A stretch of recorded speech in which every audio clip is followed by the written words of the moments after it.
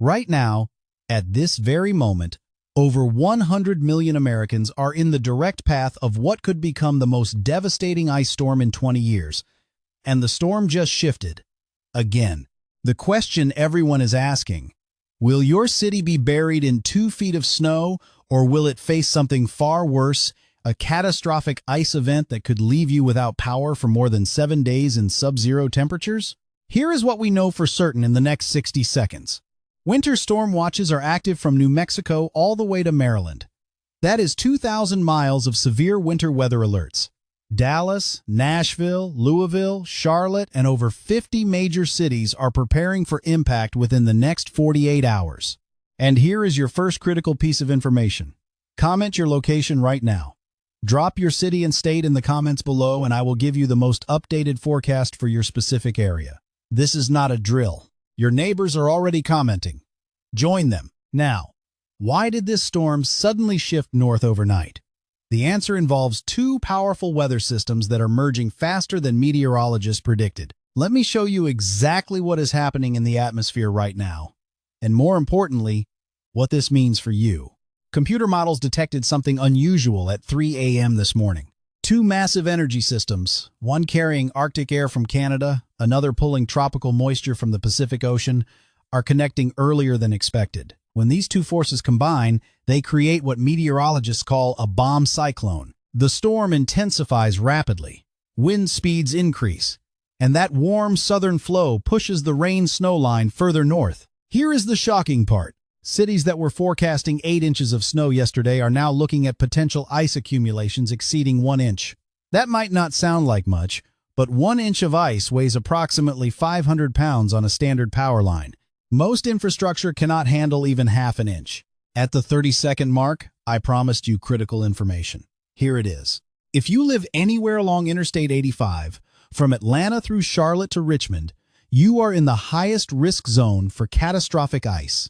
The European weather model, which has been incredibly accurate this season, shows ice accumulations between 1 and 2 inches across this entire corridor. What does 2 inches of ice actually mean? It means every tree branch becomes a frozen weapon, power lines snap like rubber bands, roads become skating rinks for weeks, not days. In February of 2000, parts of North Carolina saw just 3/4 of an inch of ice. Over 1 million people lost power. Some waited 14 days for restoration. This storm is tracking to be worse. But wait. Before you panic, let me give you the complete picture. Knowledge is power, and you need both to get through this safely. The storm has not fully formed yet. Right now, the main energy system is still off the coast of California. Weather balloons cannot sample it effectively. Aircraft are not flying through it to gather data. This means the forecast will continue to shift over the next 24 to 36 hours. It could move slightly south again. It could stay on this northern track. Or it could split the difference. What we can say, with 90% confidence, someone is getting historic snowfall, someone is getting crippling ice, and someone is getting both. Let me break down the current forecasts by region. And remember, drop your location in the comments for your personalized update. For Oklahoma and the Texas Panhandle, 6 to 12 inches of snow expected, starting Thursday afternoon. Oklahoma City and Tulsa are both under winter storm watches. Temperatures will plummet to 5 degrees Fahrenheit by Friday night. That is 35 degrees below your normal January temperature. Northern Arkansas through Memphis. This is your ice zone. Current models show potential for 3/4 of an inch to 1.5 inches of ice accumulation. Little Rock could see the worst ice storm since 1994. That storm left the city paralyzed for 9 days. Stock up now. Today is your last calm day. For Nashville, Louisville, and Huntsville, you are riding the line between heavy snow and significant ice. Nashville could see anywhere from 4 inches of snow to half an inch of ice, depending on where this storm tracks in the final 12 hours.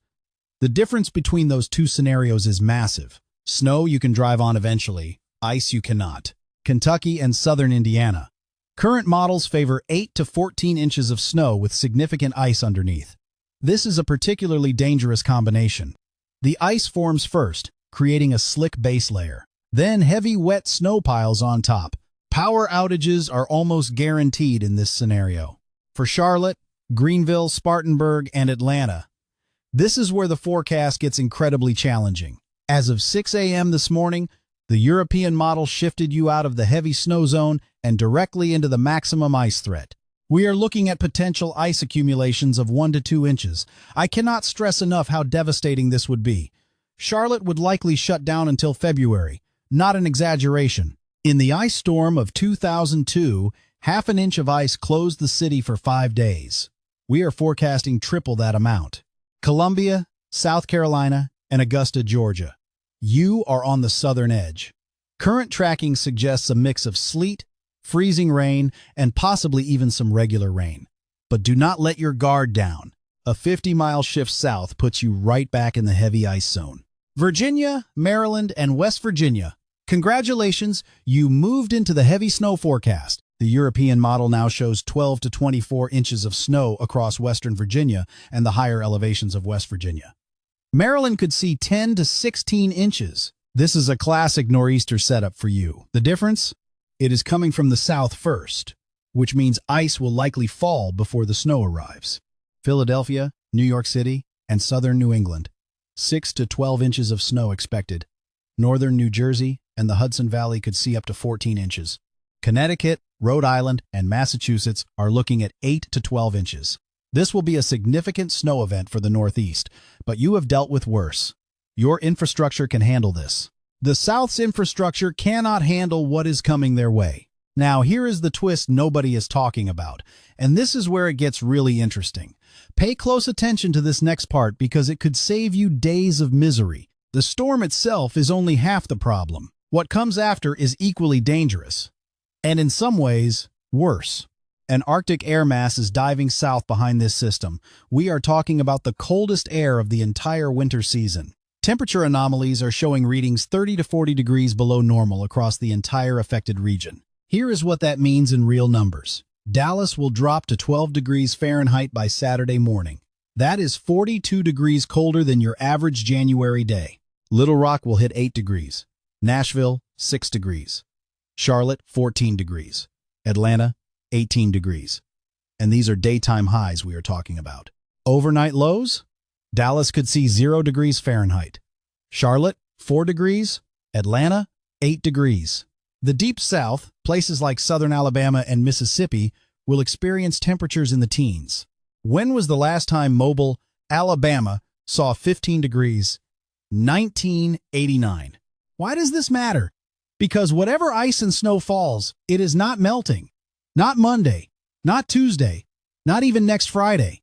Think about this scenario. You lose power Friday night when ice snaps the lines. The utility crews cannot get to you because the roads are impassable. The temperature outside is 10 degrees. Inside your house, with no heat, the temperature starts dropping 2 degrees every hour. Within 12 hours, your indoor temperature matches the outdoor temperature. This is not meant to scare you. This is meant to prepare you. There is a massive difference. Let me give you the action plan. This is what you need to do in the next 24 hours. First, water. Fill your bathtubs tonight. Fill every container you have. If power goes out, your water pump stops working. No power equals no water. You need 1 gallon per person per day. A family of 4 should have at least 14 gallons stored. Why 14? Because this cold snap lasts for 7 days minimum? Second, food. Non-perishable items only. Peanut butter, crackers, canned goods, protein bars, dried fruit. If you have a gas stove, you are lucky. You can still cook. If you have an electric stove, you need foods that require no cooking. And here is a pro tip. Buy foods you actually enjoy eating. You are going to be stuck inside for possibly a week. Do not make yourself miserable with food you hate. Third, heat sources. If you have a fireplace, stock up on firewood today. If you have a generator, test it now. Make sure you have fuel. Run it for 30 minutes to confirm it works. The worst time to discover your generator is broken is when you desperately need it. And critical safety note, never run a generator inside your house or garage. Carbon monoxide kills. Always run it outside, at least 20 feet from any windows or doors. Fourth, medications. If you or anyone in your family takes daily medications, get them filled now. Do not wait until Friday. Pharmacies may be closed for a week. Fifth, phone charging. Charge every device you own. Tablets, phones, backup batteries, everything. If you have a car charger, keep it accessible. Your car can become a charging station and a temporary heat source if needed. Sixth, check on your neighbors. This is especially important if you live near elderly residents. Knock on their doors today. Make sure they know what is coming. Offer to help them prepare.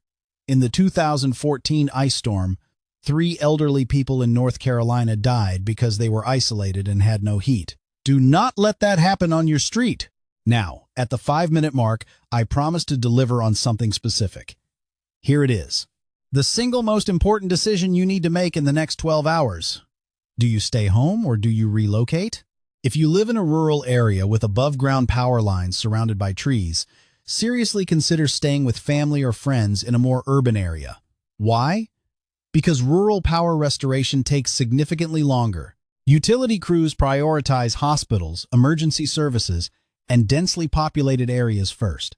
If you live on a country road with 50 houses spread over 10 miles, you could be waiting 2 weeks for power restoration. If you live in an apartment complex or urban area with underground utilities, your odds of maintaining power increase dramatically. Not guaranteed, but better odds. If you have medical equipment that requires electricity, you must have a backup plan, period. Contact your medical provider today. Many hospitals have programs for patients who rely on electrical medical devices. They can often accommodate you during extended outages. Here is something fascinating that most people do not know. Are you ready for this? The reason this storm is so difficult to forecast is not just the typical model uncertainty. It is because we are dealing with 3 different weather phenomena happening simultaneously. We have Arctic air from Canada. We have tropical moisture from an atmospheric river originating in the Pacific. And we have a developing low-pressure system in the Gulf of Mexico. These 3 systems are doing a meteorological dance, and they are all trying to lead. Small changes in timing, just 2 or 3 hours difference, can shift the outcome by 200 miles. 200 miles is the difference between Atlanta getting rain or getting 2 inches of ice. This is why meteorologists keep emphasizing that the forecast will change. We are not being wishy-washy. We are being honest about the limitations of atmospheric science when dealing with complex systems. But here is what will not change. This storm is coming. It will be significant, and it will impact your life for at least a week. Let me address some common questions I am seeing. Question 1. Should I go to the grocery store tonight or tomorrow morning? Answer: tonight. Absolutely tonight. By tomorrow afternoon, stores will be mobbed. By Thursday morning, shelves will be empty. Question 2. How much ice does it take to cause power outages? Answer: half an inch of ice can bring down power lines. 1 inch guarantees widespread outages. 2 inches creates a catastrophic infrastructure failure that takes weeks to fully repair. Question 3. Can I drive on ice? Answer: no. Absolutely not. Ice is not snow. 4-wheel drive does not help on ice. Snow tires do not help on ice. Nothing helps on ice except staying home. Emergency vehicles with chains struggle on ice. Your SUV will slide just as easily as a compact car. Question 4. When will this storm start? Answer: it depends on your location. Texas and Oklahoma will see the first impacts Thursday morning. Arkansas and Tennessee Thursday afternoon. The Carolinas and Virginia Thursday night into Friday. The Northeast Friday into Saturday. Question 5. When will it end? Answer: the precipitation will end by Saturday for most locations.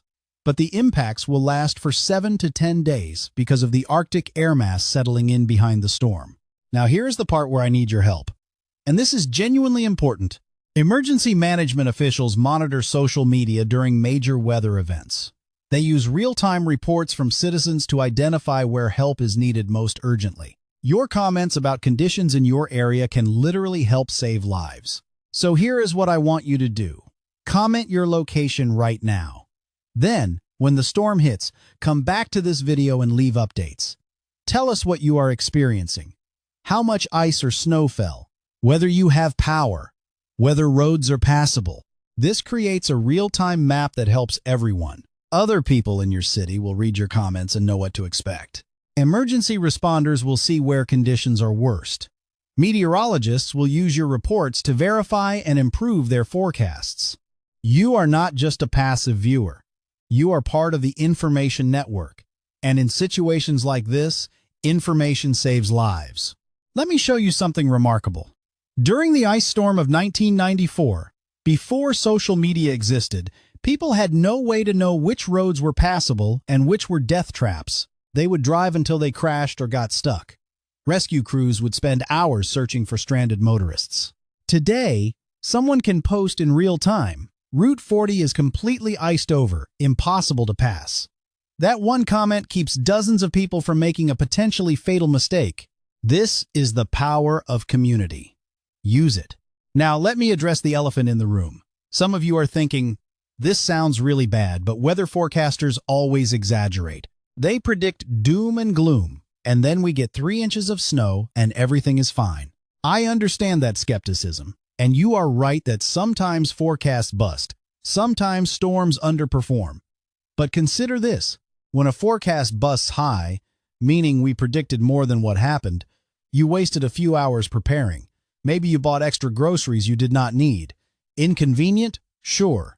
Dangerous? No. When a forecast busts low, meaning we predicted less than what actually happened, people die. They are trapped in cars on highways. They freeze in homes without heat. They fall on ice and cannot get medical help. So, yes, we meteorologists would rather over-prepare you for a storm that underperforms than under-prepare you for a storm that over-delivers. We can live with you being slightly annoyed that you bought extra batteries. We cannot live with you being dead because we downplayed a serious threat. This storm has all the ingredients for a historic event. Massive moisture, Arctic cold, perfect timing for maximum ice, and a week-long freeze behind it. Could it shift south and spare the Carolinas? Possibly. Could it weaken and produce less ice than forecast? Maybe. But right now, every major computer model in the world is screaming, this is going to be bad. Multiple models from multiple countries, run by different agencies, are all showing similar devastating outcomes. When models agree like this, you listen. Here is what is going to happen over the next week, and I am going to be completely transparent with you about the timeline. Today, Wednesday, is preparation day. This is your last chance to get everything in order. Grocery stores are still stocked. Roads are clear. The weather is calm. Use this day wisely. Thursday morning, the storm begins in Texas and Oklahoma. By Thursday afternoon, it reaches Arkansas and Tennessee. By Thursday night, it hits Kentucky, North Carolina, and Georgia. Precipitation will be falling across a 2,000-mile stretch. Friday morning, the storm intensifies. This is when ice begins accumulating at dangerous rates. Power outages will start. Some people will wake up Friday morning with electricity. By Friday afternoon, hundreds of thousands will be in the dark. Friday night into Saturday, the snow moves into the Northeast. Virginia, Maryland, Pennsylvania, New York, and New England will see heavy snowfall. The South will still be dealing with ice. Saturday, the precipitation ends for most areas. But the Arctic air arrives, temperatures plummet, any melting that might have occurred stops completely, everything freezes solid. Sunday through next Friday, we sit in a deep freeze. Highs in the teens and 20s across the South, lows near 0 or below 0. The ice and snow will not melt, roads will remain impassable. Power crews will work around the clock, but restoration will be slow because demand will be enormous. The following weekend, February 1st and 2nd, we might finally see temperatures climb back toward freezing. Maybe. The long-range models are not entirely certain yet, but even when it warms up, it will take days for everything to thaw. This is a marathon, not a sprint. Prepare accordingly. Before we wrap up, let me give you some specific survival strategies that could make the difference between a minor inconvenience and a major crisis. Strategy number 1. Create warming stations in your home. If you lose power, do not try to heat your entire house. Pick one room, preferably one with a door you can close. Bring everyone into that room. Hang blankets over windows. Stuff towels under the door. Body heat from multiple people in a small enclosed space can keep temperatures livable even without electricity. A family of 4 in a 10 by 12 room can maintain temperatures 20 degrees warmer than the rest of the house. Strategy number 2. Protect your pipes. When temperatures drop below 20 degrees for extended periods, pipes freeze. And when pipes freeze, they burst. When they burst during a winter storm, you cannot get a plumber for days or weeks. The damage can cost thousands of dollars. Here is what you do. Open cabinet doors under sinks to allow warm air to circulate around pipes. Let faucets drip slightly. Moving water does not freeze as easily. If you have an outdoor spigot, disconnect hoses and drain the lines. Strategy number 3. Refrigerator and freezer management. If you lose power, your refrigerator will stay cold for about 4 hours if you keep the door closed. Your freezer will stay frozen for 48 hours if full, 24 hours if half full. Want to extend that? Fill empty spaces in your freezer with bags of ice or containers of water. And if your power goes out and it is below 32 degrees outside, you can use nature as your refrigerator. Put perishable food in sealed containers outside. Strategy number 4. Carbon monoxide awareness. This is critical. Every single year, people die from carbon monoxide poisoning during winter storms. They run generators inside garages. They use gas stoves to heat their homes. They burn charcoal indoors for warmth. Carbon monoxide is odorless, colorless. By the time you realize something is wrong, you are already impaired.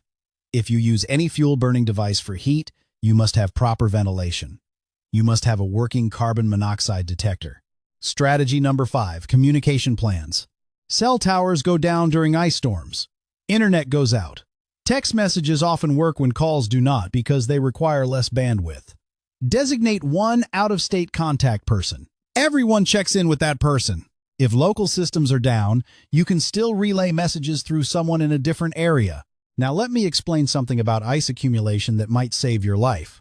Ice does not accumulate evenly. Metal surfaces like power lines and bridges freeze first and accumulate ice fastest. Wood surfaces like tree branches are next. This is why bridges freeze before roads. That overpass you drive under every day? In an ice storm, ice forms on the underside and falls onto the road below. Chunks of ice weighing 5 to 10 pounds falling 30 feet create deadly projectiles. Do not park under overpasses during ice storms. Trees are another serious hazard. Pine trees hold ice differently than hardwoods. Pine branches are flexible. They can hold enormous amounts of ice before breaking. But when they break all at once. Hardwoods break branch by branch. The cracking sounds like gunshots. You will hear them throughout the storm. Each crack is another branch falling. If you hear cracking near your house, move away from exterior walls. Get to the center of your home. Stay away from windows. When the storm ends, resist the temptation to go outside immediately. Ice takes time to fall. Branches weakened by ice weight will continue falling for hours or even days after precipitation stops. Wait until conditions stabilize. Downed power lines may still be energized. Never approach a downed power line. Electricity can travel through ice, through water, through the ground. Stay at least 30 feet away and call the utility company immediately. For those with medical conditions, if you use oxygen, have at least a week's supply of backup tanks. If you use a CPAP machine, talk to your doctor about alternative sleeping arrangements during power outages. If you are diabetic and use insulin, use a cooler with ice packs.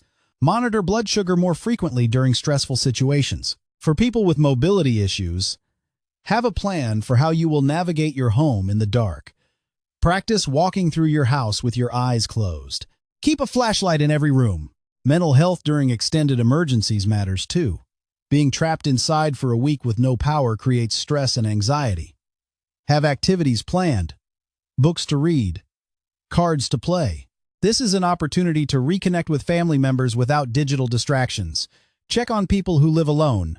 A 5-minute phone call can make an enormous difference. Here is the reality about power restoration. With a storm this size, affecting this many states simultaneously, mutual aid is limited. Everyone needs help at the same time. Restoration efforts are prioritized. Hospitals first, then emergency services, then critical infrastructure, then high-density residential areas, then rural areas. If you live in a rural area, you could be waiting weeks. Some final practical tips. Use battery-powered LED lanterns instead of candles. They are safer, brighter, and last longer. If you must use candles, never leave them unattended. Have a fire extinguisher accessible. For cooking, if you have a gas grill, you can use it outside. Never use grills or camp stoves indoors. Carbon monoxide from grills kills people every winter. Keep children occupied during power outages with board games, coloring books, playing cards, storytelling. Download movies to tablets before you lose internet. Charge those tablets fully. The moisture feed in this storm is extraordinary. Atmospheric rivers normally occur on the West Coast. Seeing one directed at the southern United States is rare. Tropical moisture from the Pacific is being funneled directly into Arctic air. You get massive amounts of ice very quickly. Here is what I need you to understand about forecast uncertainty. A 50-mile shift in storm track changes everything. But we cannot predict that shift until the storm forms. This is why we prepare for the worst-case scenario. Hope for the best, plan for the worst. 1 week from now, this storm will be history. You will either look back and think, I am so glad I prepared, or you will think, I wish I had taken this seriously. The choice is yours. The time to act is now. Let me end with this thought, and I want you to really hear this. Weather events like this remind us how vulnerable our modern infrastructure actually is. We live in climate-controlled homes. We flip switches and lights turn on. We turn handles and clean water flows. We take these things for granted because they work 99.9% of the time. But weather does not care about our infrastructure. Ice does not care that you have important meetings next week. Snow does not care that you have groceries in the refrigerator that will spoil without power. Nature is powerful. Weather is relentless. And humans, for all our technology and advancement, are still subject to forces beyond our control. But here is the beautiful part. We can prepare. We can plan. We can help each other. We can get through this together. Your grandparents lived through times when power outages were common, when ice storms meant lighting candles and huddling by the fireplace. They survived. They persevered. And so will you. Stock your pantry. Charge your devices. Check on your neighbors. Stay informed. And most importantly, stay safe. Drop your location in the comments right now. Tell me where you are watching from. Share this video with family and friends who need to see it. The more people who prepare, the fewer tragedies we will face. I will be updating throughout the storm. New videos tomorrow. Live streams as conditions change. We are in this together, and I am not going anywhere. The storm is coming, but you are ready. You have the information. You have the plan. You have this community. Now go prepare. And I will see you in the next update. Stay safe out there.